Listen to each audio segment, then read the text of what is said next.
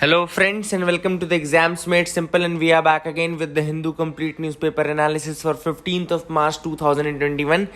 तो 15 मार्च 2021 का the Hindu newspaper analysis देखेंगे। शुरू करने से पहले यूपीएससी प्रीलिम्स का करंट अफेयर्स रिवीजन सीरीज हमने स्टार्ट किया है। लगभग 30 लेक्चर उसमें हो चुके हैं। अगर आपको भी ज्वाइन करना है तो कैन स्टिल ज्वाइन एंड आप पूरे लेक्चर्स देख लेंगे। इकोनॉमिक सर्वे वाला पार्ट भी कंप्लीट हो चुका है उसमें, है ना। If you want to join you can join from the links given in the description comment section below. Start करते हैं आज के सवालों के साथ जिनके जवाब आपको देने हैं। पहला सवाल है, consider the following statements regarding the public account of India. Public account of India के रिगार्डिंग स्टेटमेंट्स दिए हैं। पहला स्टेटमेंट कह रहा है, the public account of India accounts for flows for those transactions where the union government acts as a banker. दूसरा statement कह रहा है, it includes state provident funds and small saving deposits. तीसरा स्टेटमेंट कह रहा है, expenditure from the public account of India requires the approval of the parliament. कौन कौन से स्टेटमेंट इसमें सही हैं? Options are 1 and 3, 1 and 2, 2 only या 2 and 3। Question number 2 is, consider the following statements regarding the law commission of India. अब law commission के regarding statements दिए हैं। पहला स्टेटमेंट कह रहा है, the law commission of India is a statutory body constituted by the government of India from time to time. दूसरा statement कह रहा है, the commission is reconstituted every 5 years। तीसरा स्टेटमेंट कह रहा है, the law commission shell suo motu undertake research in the law and review of existing laws in India. Which of the following statements are incorrect? Incorrect statements आपको बताने हैं। 1 and 2, 1 and 3, 2 and 3 या none of the above। Question number 3 is, the directive principles resembles the instrument of instructions enumerated in the instrument of instructions इनमें से किस में enumerated थे? Options are Government of India Act 1935, Montague-Chelmsford Reforms of Act of 1919, Objective Resolution of 1946, a Nehru Report of 1928. So these are the 3 questions for you today. Please do try to answer these questions in the comment section below. Answers मैं आपको अभी map के बाद बता दूंगा, ठीक है ना। तो आज का मैप एक्सरसाइज जो है उसमें मैंने लिया है टर्की का map, the map of Turkey.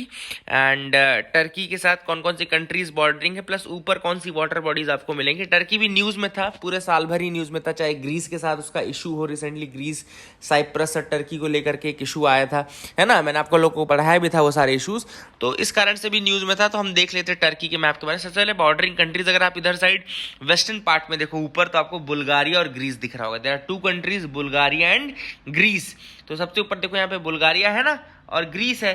तो ये 2 बॉर्डरिंग कंट्रीज होगी आपकी वेस्टर्न साइड में, ठीक है ना। फिर ये आपको जो टर्की का इस्तांबुल वाला पार्ट है, यहाँ देखो बहुत इंपॉर्टेंट एक इंपॉर्टेंट मैप वर्क है, ये मैं आपको बताना चाहता हूँ। यहाँ एजियन सी लिख रहा है, ये एजियन सी दिखता है। तो एजियन सी होता है, उसके बाद डार्डेनल्स आता है, फिर मार्मरा आता है, एंड देन आपका बॉस्फोरस स्ट्रेट आता है, एंड देन ब्लैक सी आता है। ये 5 जो इंपॉर्टेंट चीजें हैं वो लाइन से आप याद रखेगा, फ्रॉम वेस्ट टू ईस्ट। इन 5 चीजों को वेस्ट टू ईस्ट याद रखेगा। सबसे पहले आपको मिल रहा है Aegean Sea. What is there? Aegean Sea. A for Aegean, A सबसे पहला वर्ड है, पहला अल्फाबेट भी आता है पूरे अल्फाबेट का। तो A Aegean Sea याद रखें सबसे पहले है, ठीक है ना।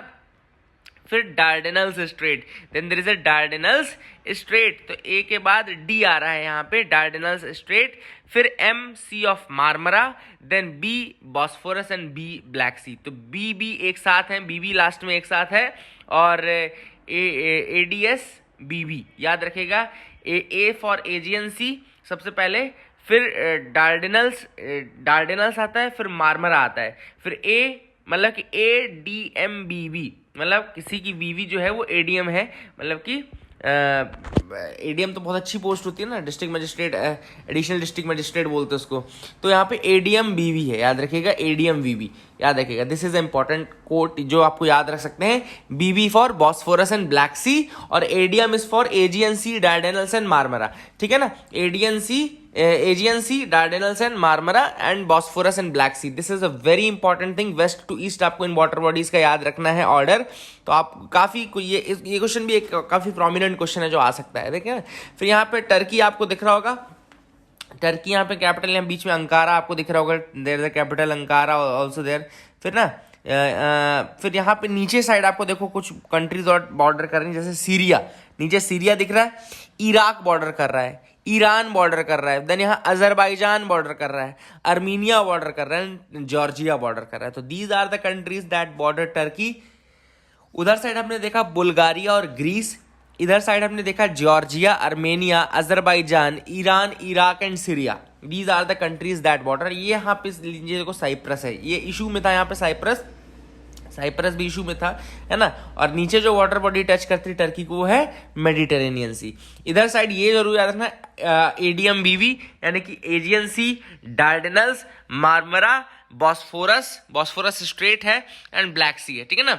स्ट्रेट ऑफ डार्डेनल्स भी है, Aegean sea, Dardanelles, sea of Marmara, Bosphorus strait and आपका ब्लैक सी फाइनली, ठीक है। तो दीज आर द इंपॉर्टेंट जो वेस्ट टू ईस्ट का ऑर्डर रहेगा, ये मैंने आपको बता दिया। ऊपर मैंने बुल्गारिया, ग्रीस बता दिया, इधर साइड मैंने आपको Syria, Iraq, Iran, Azerbaijan, Armenia, Georgia बता दिया, ठीक है। ये भी आपको याद रखना है। And this is the map of Turkey. I hope you got some clarity regarding that as well. आगे मूव करते हैं। यहाँ पे मैंने बताया था कि आपको आंसर्स बता देता हूं मैं। तो आंसर्स जो है, पहला क्वेश्चन था regarding public accounts of India. देखो पहला दूसरा स्टेटमेंट तो सही है, तीसरा स्टेटमेंट गलत है। इसमें क्यों गलत है? क्योंकि कोई अप्रूवल नहीं लेना पड़ता है। Expenditure from public accounts of India does not require the approval of the parliament. तो तीसरा स्टेटमेंट गलत हो जाएगा। आंसर होगा B 1 और 2। अब इसे पूछा था कि लॉ कमीशन के रिगार्डिंग कौन से इनकरेक्ट स्टेटमेंट्स है, ठीक है ना। तो पहला और दूसरा जो है दे आर इनकरेक्ट स्टेटमेंट्स, है ना। दे आर इनकरेक्ट स्टेटमेंट क्योंकि लॉ कमीशन ना ही कोई स्टैट्यूटरी बॉडी है, एग्जीक्यूटिव ऑर्डर से बनती है, it's not a statutory body. दूसरा गलत है क्योंकि हर 3 साल में बनती है, ना कि 5 सालों में। तीसरा स्टेटमेंट सही है, 1 और 2 will be the incorrect one. तीसरा सवाल पूछा था मैंने, directive principles resemble the instrument instructions enumerated in. तो इंस्ट्रूमेंट ऑफ इंस्ट्रक्शंस जो आए थे वो गवर्नमेंट ऑफ इंडिया एक्ट 1935 में आए थे, therefore the answer will be A, ठीक है। तो I hope you got clarity regarding that as well. अब मूव करते हैं न्यूज एनालिसिस पार्ट की तरफ। कुछ इंपॉर्टेंट फैक्चुअल न्यूज आइटम्स पहले देख लेते हैं। पहला न्यूज है the Sangay volcano of Ecuador. तो ये लोकेशन मुझे बतानी थी क्योंकि अभी ये इरप्ट हुआ है रिसेंटली ये वॉल्केनो। तो सांगे वॉल्केनो अगर आपसे कोई पूछता है कि कहाँ का है, कौन से कॉन्टिनेंट का है, ऐसा भी क्वेश्चन भी आ सकता है, कौन सी कंट्री का है ऐसा क्वेश्चन भी आ सकता है। तो याद रखिएगा ये इक्वाडोर का है, यानी कि साउथ अमेरिका का इक्वाडोर। याद रखिएगा the Sangay volcano of Ecuador was ejected March 11, 2021। 11 March को अभी दोबारा इजेक्ट हुआ एंड लगभग 8500 मीटर्स तक स्काई तक इसने अपने एशेस को इरप्ट किया था। तो काफी ज्यादा वायलेंट भी था सांगे वॉल्केनो ऑफ इक्वाडोर, याद रखेगा। दूसरी जो न्यूज है, Uttar Pradesh government is organizing Kala Namak rice festival. Now they are organizing this Kala Namak rice festival Uttar Pradesh, और this is after the success of strawberry festival of Jhansi, jaggery festival of Lucknow. तो क्या कर रहे हैं उत्तर प्रदेश में, अलग अलग फेस्टिवल्स कर रहे हैं। जैगरी फेस्टिवल किया था उन्होंने लखनऊ में, जो स्ट्रॉबेरी फेस्टिवल था that was in Jhansi, and now काला नमक राइस फेस्टिवल जो है that is in Uttar Pradesh again. तो ये कुछ फेस्टिवल्स के नाम है, अगर आपसे पूछ लें इन सारे फेस्टिवल्स के नाम लिख करके कौन से स्टेट ने इनको ऑर्गेनाइज किया था, तो you can answer at least Uttar Pradesh, ठीक है ना। Now the third news है, United Nation Security Council is asking Somalia to organize elections in the country, ठीक है ना। तो जो यूएनएससी उसने रिसेंटली कंट्री को एक रेजोल्यूशन दिया है कि आप इलेक्शंस जल्दी से जल्दी कराइए, और वो कंट्री कौन सी है, सोमालिया है। एंड ये क्यों दिया है, because they have stressed about the pressing threat of security in Somalia because of Al Shabaab. तो वहाँ पे एक ग्रुप है अल शबाब, आर्म्ड अपोजिशन ग्रुप है, उसका काफ़ी ज़्यादा थ्रेट बढ़ता जा रहा है। तो Al Shabaab is an armed opposition group in Somalia, जिसका थ्रेट काफ़ी ज़्यादा बढ़ता जा रहा है, और उस थ्रेट को ख़त्म करने के लिए ही यूएनएससी ने कहा है कि you should conduct the elections soon and without any further delay. अगला जो न्यूज है वो है, the panel of air quality management set by the central government is around the national capital region has now been dissolved after 5 months of its constitution. तो panel for air quality management बना था, panel for air quality management बनाया गया था central government द्वारा, ठीक है ना। नेशनल कैपिटल रीजन है न्यू दिल्ली के लिए बनाया गया था panel for air quality management, उसको भी डिसॉल्व कर दिया गया है, it has now been dissolved, ठीक है ना। और दिस डिसोल्यूशन क्यों हुआ है, because the ordinance had to be introduce in the parliament within 6 weeks, लेकिन वो ऑर्डिनेंस इंट्रोड्यूस नहीं किया गया, 6 weeks के अंदर वो इंट्रोड्यूस नहीं किया गया, इसलिए इसको डिसॉल्व कर दिया गया, ठीक है ना। That is the thing which is important, and ये पैनल डिसॉल्व कर दिया गया। आगे मूव करते हैं न्यूज आइटम्स। अब इंपॉर्टेंट न्यूज आइटम्स आती हैं आज की फ्रंट पेज में। Centre likely to allow residents to fill their NPR details online. सबसे पहली बात तो आपको डिफरेंस पता होना चाहिए, what is the difference between NPR and NRC. NRC है नेशनल रजिस्टर ऑफ सिटीजन्स, ये सिटीजन्स का रजिस्टर है, और एनपीआर है आपका रेसिडेंट्स का, that is for residents. NPR यानी कि नेशनल पॉपुलेशन रजिस्टर बोलते हैं इसको, national population register, this is for the residents. Difference क्या होता है कि एनआरसी में केवल उन लोग के नाम आएंगे जो सिटीजन्स हैं इंडिया के। एनआरसी में केवल उनके नाम आएंगे जो सिटीजन्स हैं, और एनपीआर में उनके नाम आएंगे, मैं लिख देता हूं, एनपीआर में उनके नाम आएंगे जो आइदर 6 मंथ से ज्यादा रिसाइड कर रहे हैं या फिर they are planning to reside for more than 6 month. Okay, तो या तो इस कंट्री में वो 6 महीने से ज्यादा यानी कि 180 दिनों से ज्यादा रह चुके हैं, या फिर वो आगे प्लान कर रहे हैं। Even if they are planning to reside for more than 180 days, then also they will be included in the NPR। तो this is a very important thing which you should remember। NPR के अंदर उन सभी लोगों के नाम आएंगे जो आइदर 180 दिनों से ज्यादा रह चुके हैं यानी कि वो 6 मंथ से ज्यादा रह चुके हैं, या फिर वो 6 मंथ से ज्यादा रहने का प्लान कर रहे हैं। सो this is the thing which is important, you should remember it also. तो यहाँ पे देखो चीजें लिखी हुई है। एनपीआर के क्वेश्चंस अभी तक पब्लिक नहीं किए गए, they are not been public किया येट, है ना। और लेकिन जो the pretest conducted in 2019 included question such as place of birth, father and mother, last place of residence, mother tongue, Aadhaar optional रहेगा, voter ID card apart from mobile phones, driving licence number etcetera, these can be the details, है ना, अभी can be the details है। और ऐसा हो सकता है कि centre is now allowing the residents to fill the NPR form online, NPR form को ऑनलाइन भर सकते हैं। एंड फिर उसके बाद जब डोर टू डोर इन्यूमरेशन होगा ना, तो वहां पे उनको एक रेफरेंस कोड देना पड़ेगा। मतलब कि जैसे ही आप ऑनलाइन आपने फॉर्म भरा, एनपीआर डिटेल्स भरी, आपको एक रेफरेंस नंबर मिलेगा। फिर जब आपके यहाँ वो डोर टू डोर सर्वे वाले आएंगे, तब आपको वो रेफरेंस नंबर उनको प्रोवाइड करना पड़ेगा। So this is the process how it will be done. No biometrics और documents are to be collected by the enumerators. कोई भी बायोमेट्रिक या कोई भी डॉक्यूमेंट आपके नहीं कलेक्ट करेंगे enumerators. Then a month before the census NPR begins, residents will be given option to enter details online and a reference code will be generated। तो ये मैंने आपको ऑलरेडी बता दिया कि रेफरेंस कोड जनरेट किया जाएगा। And after entering the code on the mobile app, the details will be displayed and further updated in the database. Okay, तो इसके बाद फिर आप फर्दर अपडेट कर सकते हैं। ठीक है, तो that is the thing which is important. I hope you got clarity regarding the same.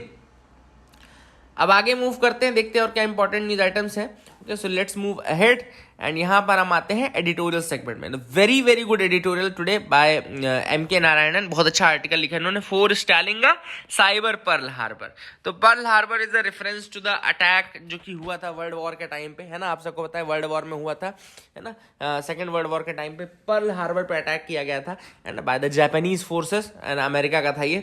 तो यहाँ पे अब इसको इन्होंने साइबर पर्ल हार्बर दिया कि साइबर पर्ल हार्बर जैसे किसी अटैक को अगर आपको रोकना है तो आपको बहुत कुछ करना पड़ेगा इन the cyber warfare, cyber sphere. तो साइबर स्फीयर में बहुत सारे काम बचे हैं करने के लिए, ऐसा ऑथर का कहना है।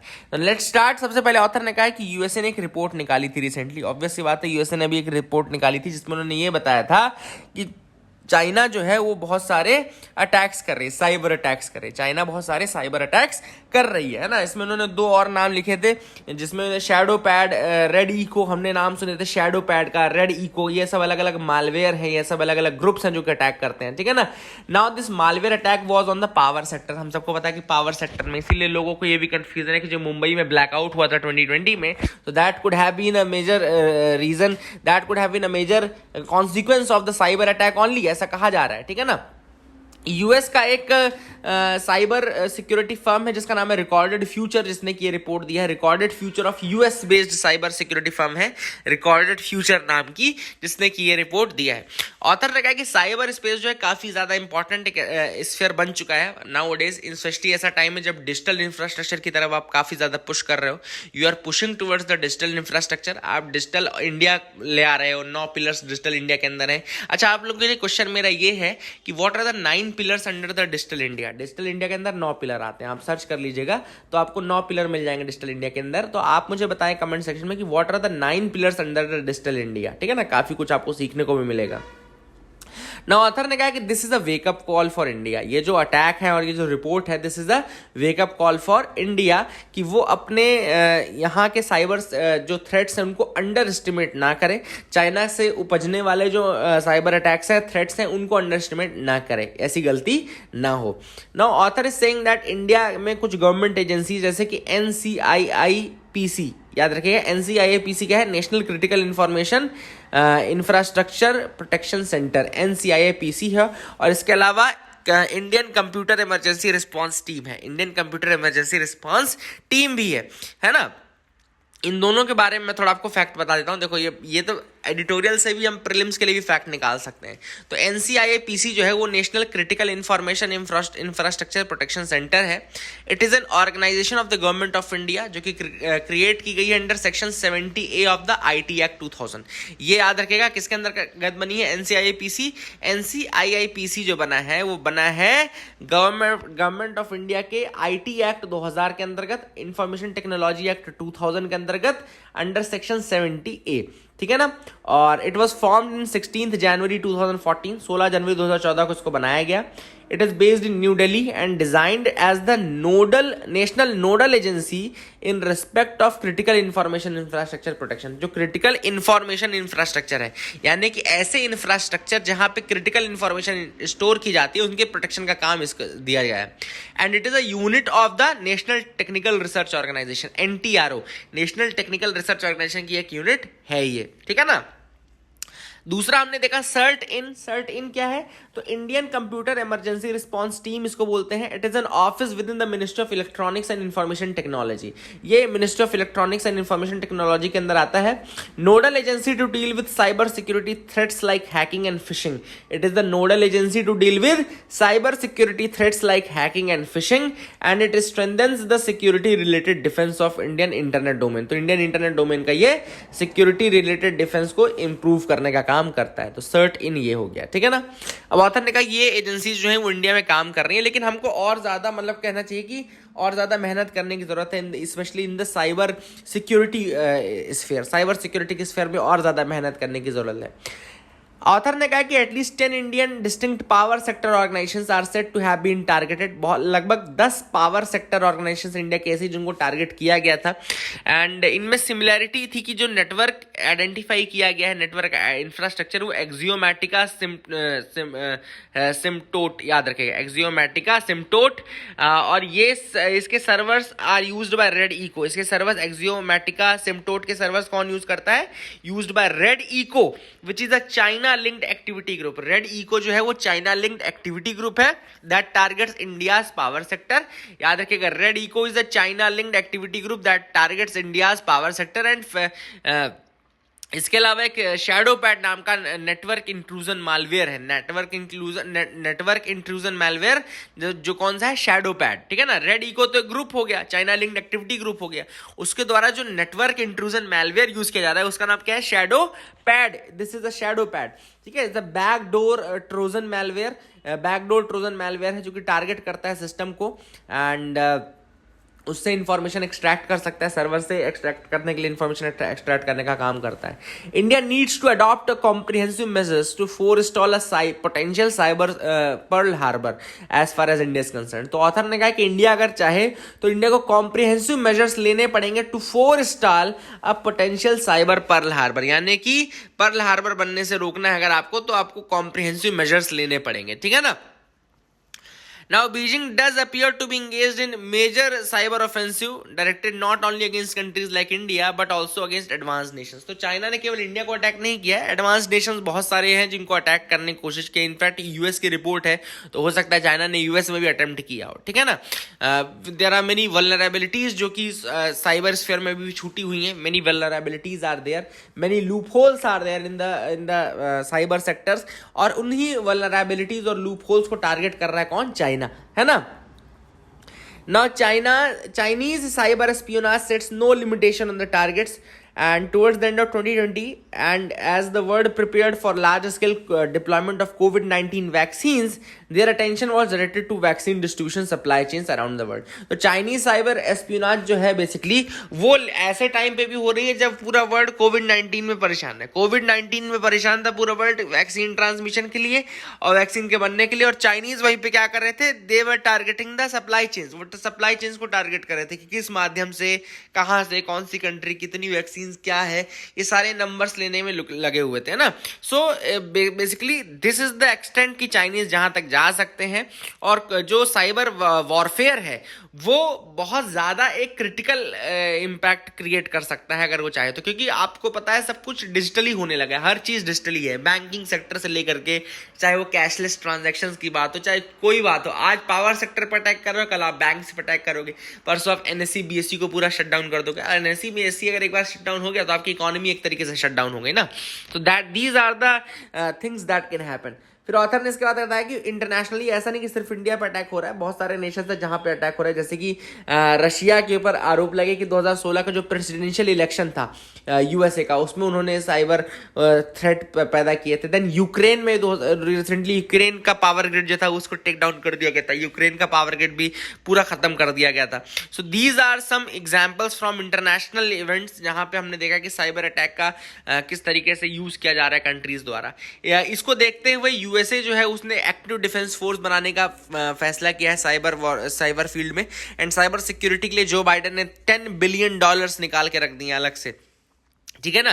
एंड इसके साथ ही चाइना का देखो तो चाइना का डिफेंस बजट बढ़ता जा रहा है, जिसमें $209 बिलियन का चाइना का डिफेंस बजट है, which is giving special weightage to strategic support forces, जिसके अंदर साइबर वॉरफेयर भी आता है। स्ट्रेटेजिक सपोर्ट फोर्सेस के अंदर ही साइबर वॉरफेयर आता है, जिसके लिए वो कर रहे हैं। साइबर वॉरफेयर जो है वो फ्यूचर है, और ऐसे में साइबर वॉरफेयर से बचने के लिए हमको स्पेशल साइबर गार्ड्स, हमको special cyber protection, cyber defence infrastructure की जरूरत पड़ेगी। So these are the things which were there in this article. अगला आर्टिकल है the job crunch and the growing fires of नेटिविज्म।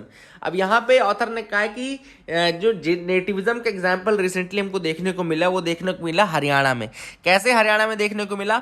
वो ऐसे मिला कि हरियाणा गवर्नमेंट ने एक लेजिस्लेशन पास किया जिसमें उन्होंने ये कहा कि job to the local, Haryanvi first, jobs to the local, Haryanvi first का फंडा उन्होंने बताया। एंड उन्होंने कहा कि बाहर के लोगों को लेने से पहले आपको हरियाणा के लोग लेना पड़ेगा, है ना। अब ऑथर ने कहा इसका रीजन ये है कि हरियाणा में जॉबलेसनेस बहुत ज्यादा है, ठीक है ना। एंड मतलब कि इतने ज्यादा यूथ वहां पे बिल्कुल अनएम्प्लॉयड है, और आप सबको पता है कि इतने ज्यादा अनएम्प्लॉयड यूथ होने का मतलब है कि सोशल रेवोल्यूशन तय है, पॉलिटिकल अपहीवल और सोशल रेवोल्यूशन तय है। तो अगर आप किसी बड़े पॉलिटिकल अपहीवल या बड़े किसी सोशल रेवोल्यूशन से बचना चाहते हैं तो जॉबलेस लोगों को जॉब देना पड़ेगा। इसलिए कोई गलत नहीं किया हरियाणा ने कि अगर वो चाहते हैं कि हरियाणवी फर्स्ट वाले आइडियोलॉजी है। अब ऑथर ने कहा कि हरियाणा एलोन ने, अकेला नहीं है कि हरियाणा जिसने ऐसा किया है, झारखंड ने भी सेम किया है, तमिलनाडु ने भी सेम किया है। They all many states are proposing that job should go to the locals first, job पहले लोकल्स को जाने चाहिए। अब देखो ऑथर ने इसका सबसे बड़ी बात ये बोली है कि अब आप क्या बोलते हैं, आप हमको ये बोलेंगे, इनको स्टेट्स को बोलेंगे कि आप ये काम करो कि जॉब्स और क्रिएट करो, मतलब कि लोकल्स के लिए जॉब आप मतलब वो मत करो, आप जॉब्स नए क्रिएट करो। तो ऑथर ने ये कहा है कि भाई जॉब क्रिएट करना केवल क्या स्टेट के हाथ में है? क्या केवल अकेला स्टेट जॉब क्रिएट कर सकता है? नहीं कर सकता। बहुत सारे कॉम्प्लेक्स फैक्टर्स हैं जो कि काम करते हैं। फॉर एग्जाम्पल जॉब क्रिएशन जो है वो होता है outcome of the larger economy. Job creation is the outcome of the performance of the outcome of the larger economy. पूरी इकोनॉमी कैसे काम कर रही है उस पर डिपेंड करता है कि जॉब कैसे क्रिएट होंगे। फॉर एग्जाम्पल ऑथर ने कहा कि जैसे अमेजॉन है, अमेजॉन को मान लो आपके यहाँ से लोग चाहिए, तो अमेजन क्या क्या देखेगा? अमेजन देखेगा कि चीप लेबर कहाँ पे मिल रहा है, अमेजन ये देखेगा कि आप यहाँ टैक्स में कंसेशन कौन सा स्टेट दे रहा है। फिर अमेजन एक जो बहुत बड़ा फैक्टर काम करता है ये देखेगा कि ईज ऑफ डूइंग बिजनेस कहाँ पर है। एंड लास्ट जो सबसे इंपॉर्टेंट फीचर है वो है एग्लोमरेशन। एग्लोमरेशन यानी कि एग्लोमरेशन मतलब कि जो भी बिजनेस है वो उस जगह पे ज्यादा आने की कोशिश करता है जहां पे ऑलरेडी पहले कोई बिजनेस एस्टैब्लिश्ड रहा हो, ठीक है ना। जहां पे ऑलरेडी पहले कोई बिजनेस एस्टैब्लिश रहा, उसको एग्लोमरेशन इफेक्ट बोलते हैं। देखो लिखा है ना, beyond all these the most critical factor is the agglomeration effect. Agglomeration effect मतलब कि the ecosystem of supply chain, talent, good living condition and so on. मतलब एग्लोमरेशन इंपैक्ट में सब कुछ देखा जाता है कि सप्लाई चेन कहाँ पे है, टैलेंट कहाँ पे ज्यादा है, गुड लिविंग कंडीशंस कहाँ पर, ये सारे फैक्टर्स कहाँ पे मिल रहे हैं, प्लस ऑलरेडी कहाँ पे बहुत सारी जो कंपनीज है एस्टैब्लिश्ड है, तो वो एग्लोमरेशन इंपैक्ट भी देखा जाता है। तो ऑथर ने कहा कि ये सारे फैक्टर्स काम करते हैं और तब आपके जॉब क्रिएशन होते हैं, तब आपका कोई जॉब के लिए आता है। ऑथर ने कहा कि आपको क्या लग रहा है? आपको लग रहा है कि कोई एक स्टेट है जो कि जॉब क्रिएट नहीं कर रहा। तो ऐसा नहीं कि जॉब क्रिएट करना है किसी एक स्टेट के हाथ में, ओवरऑल इकोनॉमी देखी जाएगी, ओवरऑल एग्लोमरेशन इम्पैक्ट देखा जाएगा, टैक्सेशन लॉज देखे जाएंगे, लेबर कॉस्ट देखी जाएगी। ये सारे फैक्टर्स जो हैं वो केवल और केवल सेंटर के हाथ मतलब स्टेट्स के हाथ में नहीं है। ऑथर ने कहा टैक्स में कंसेशन देने की पावर पहले स्टेट्स रखते ही थे, लेकिन सेंटर ने क्या किया, सेंटर ने कहा भैया अब हम लाएंगे क्या, जीएसटी। अब जब आप जीएसटी लेकर के आ गए तो जो एकमात्र टैक्स वाली पावर थी स्टेट्स के हाथ में वो भी आपने उनसे छीन ली। तो वही सारी चीजें के ऑथर ने यही कहा है कि ये सारी चीजें देखी जाएंगी और इसके बाद जॉब क्रिएट होगा। तो वही लिखा कि after the introduction of GST the state governments in India have lost their fiscal autonomy and they have no powers to provide tax concessions to the businesses. इसलिए कोई भी टैक्स कंसेशन भी वो नहीं दे सकते। एग्लोमरेशन इफेक्ट मैंने आपको बता दिया। फिर ऑथर ने यहाँ पे द 333 डेंजर बताया है। अब ये 333 इफेक्ट क्या है इसको भी लिख लो, ताकि आप जब आंसर राइटिंग करो तो काफी ज्यादा आपको मतलब इसमें मार्क्स मिल सकें। तो 333 इफेक्ट का मतलब उन्होंने बताया कि the three richest large states in India, that is Maharashtra, Tamil Nadu and Karnataka, are 3 times richer than the 3 poorest states. याद रखेगा, the 3 richest states, that is the Maharashtra, Tamil Nadu and Karnataka, are 3 times larger and richer than the 3 poorest states, that is the Bihar, Uttar Pradesh and Madhya Pradesh. तो यहाँ पे the 333 effect उन्होंने बताया कि the 3 largest states like the Maharashtra, Tamil Nadu and Karnataka are 3 times richer than the 3 poorest large state, that is the Bihar, Uttar Pradesh and Madhya Pradesh. तो अब आप बताओ कि हम क्या इफेक्ट क्या सोचें, मतलब कि आपको क्या लगता है कि कौन सी स्टेट में जॉब्स आएंगे अगर नए जॉब्स आएंगे? क्या वो मध्य प्रदेश, उत्तर प्रदेश और मतलब बिहार, राजस्थान में आएंगे कि वो महाराष्ट्र, तमिलनाडु एंड कर्नाटका में आएंगे? ऑब्वियस सी बात है। अभी यहाँ पे हम देखेंगे तेलंगाना भी आगे होगा, क्योंकि वहाँ पे हैदराबाद है, वहाँ पे भी बहुत सारे आईटी इंफ्रास्ट्रक्चर कंपनीज हैं। तो कुल मिलाकर के कंपनीज ऑलरेडी स्टैब्लिश जगहों पे जाना पसंद करती है, ना कि ऐसी जगह पे जहाँ पे पूरा स्क्रैच से शुरू करना पड़े, ठीक है ना। तो ऑथर ने कहा कि जो गैप है रिच और पुअर का वो काफी ज्यादा वाइड है इंडिया में, और ऐसा नहीं है कि रिच इज गेटिंग मतलब रिच रिचर है एंड पुअर भी रिचर हो रहा है, ऐसा नहीं है। Rich is getting richer and poor is just either stagnant और गेटिंग फर्दर मोर मतलब कि और ज्यादा ट्रबल्ड जा रहा है, ठीक है ना। तो वही सारी चीजें जो कि ऑथर ने यहाँ पे बोली है। ऐसा जो लेवल प्लेइंग फील्ड नहीं है, इस कारण से जो ये नैरो पैट्रियोटिज्म है, नैरो नेशनलिज्म है, वो आ रहा है, जिस कारण से लोग हम देख रहे हैं कि बोल रहे हैं कि भैया जॉब्स फॉर द लोकल्स पहले करो, हरियाणवी फर्स्ट करो। ये सारी चीज़ हमको इसीलिए देखने को मिल रही है क्योंकि जो ये बाकी की चीज़ें हैं ना वो काम नहीं कर रही हैं, ठीक है ना। So that is the editorial. I hope you got clarity regarding that as well, ठीक है ना। आगे मूव करते हैं, देखते हैं क्या इंपॉर्टेंट न्यूज आइटम्स है जिनका उनको डिस्कस करना है। The surge of crude oil prices जो यहाँ पे लिखा है, surge of crude oil prices में सबसे बड़ा रीजन जो है वो है कि सऊदी अरेबिया ने ये बोला कि प्राइस बढ़ाने के लिए हमको सप्लाई कट करना पड़ेगा। We will have to do a supply cut. Simple सी बात आपको याद रखना है कि सप्लाई कट करने के लिए इन्होंने बोला कि आपको प्राइसेस तभी बढ़ेंगे जब सप्लाई कट की जाएगी। तो ओपेक प्लस जो था उन्होंने ये बोला ठीक है, we will be cutting the supply. अभी रिसेंटली इसलिए सप्लाई कट हो रहा है और इसीलिए प्राइसेस बढ़ते जा रहे हैं। India's oil import reached a 3 year high in December 2020 at 5 million BPD barrels, है ना। तो हमने देखा कि इंडिया का जो ऑयल इंपोर्ट है वो भी बहुत ज़्यादा बढ़ गया, इसीलिए हमारी जो कॉस्ट है वो भी काफ़ी ज़्यादा लग रही है, ठीक है ना। And that is the thing. Expectations of strong demand with the global roll out of the covid vaccine have raised a demand for oil in the local market. तो ऑयल की डिमांड अब लोकल मार्केट में बढ़ती जा रही है ना। ये भी देखा गया कि कोविड-19 के बढ़ने के बाद आने के बाद इनको लगा कि और डिमांड बढ़ेगी, इस कारण से लोगों ने और ज़्यादा डिमांड बढ़ाई दी। अब जब डिमांड बढ़ेगा तो प्राइस ऑब्वियस सी बात है बढ़ेगी, है ना। इम्पैक्ट क्या पड़ेगा इंडिया पे? The price rise impacted our import bill and put further pressure on the current account deficit. Obvious सी बात है, इसका इम्पैक्ट ये पड़ेगा कि जो हमारा इंपोर्ट बिल है वो और बढ़ेगा और कैड जो करंट अकाउंट डेफिसिट है वो बढ़ेगा।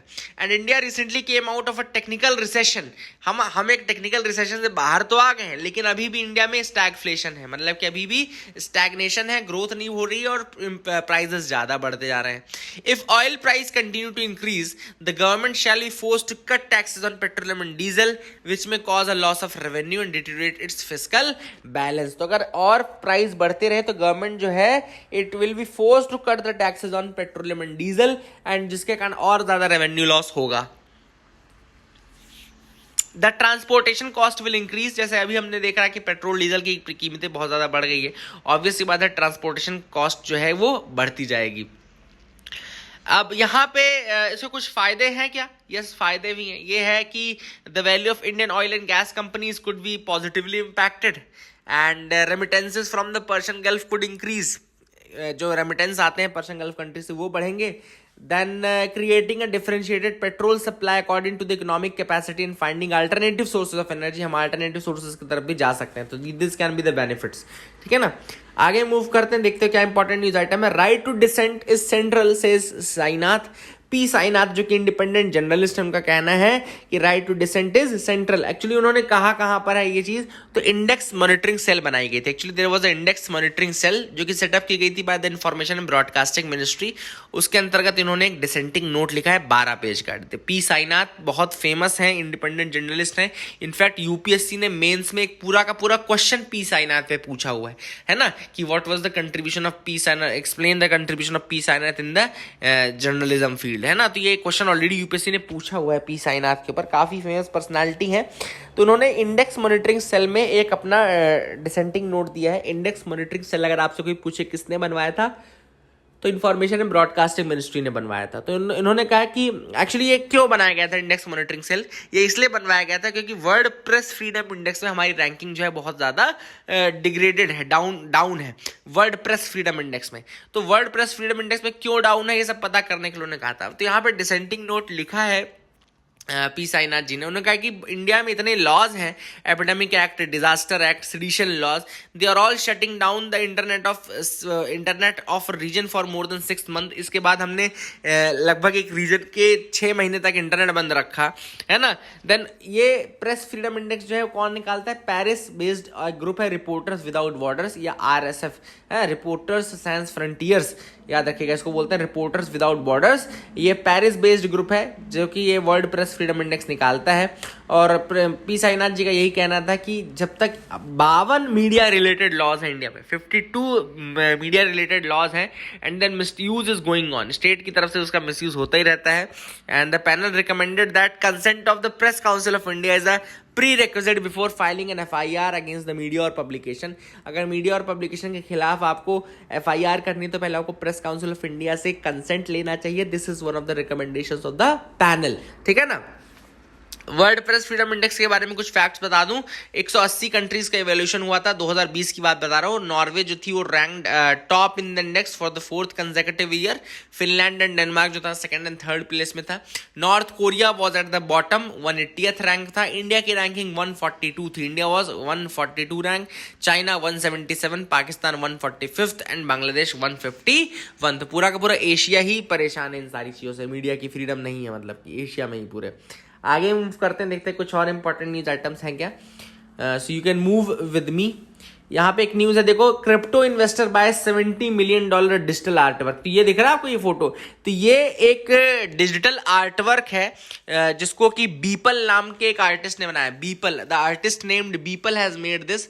इसका नाम है the first 5000 days, the first 5000 days, every days the first 5000 days. ये जो आर्ट वर्क है बीपल का, इसमें लगभग 13 साल की मेहनत है। This is the work completed in 13 years. It has the collage has been made in 13 years. 13 सालों में ये कोलैज बना है। और इस कोलैज को खरीदने का काम किसने किया है, मेटाकोवन ने।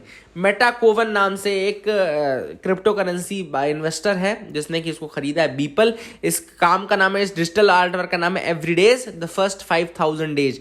It is the collage of 5000 individual images. 5000 images का कोलैज है जो कि हर दिन बनाई गई थी उसके द्वारा, हर एक दिन में बनाता था वो। 5000 इमेजेस का कोलैज है जो कि एक इमेज एक दिन में बनी है, ठीक है ना। उसका ऑक्शन किया गया है एंड $70 मिलियन की ये इमेज बीपल के द्वारा खरीदी है किसने, मेटाकोवन ने। मेटाकोवन हैज बॉट दिस, ठीक है। So that is it for the day friends. I hope you liked our video. Please do like, share, subscribe, keep loving us, keep sharing us. Thank you and have a nice day.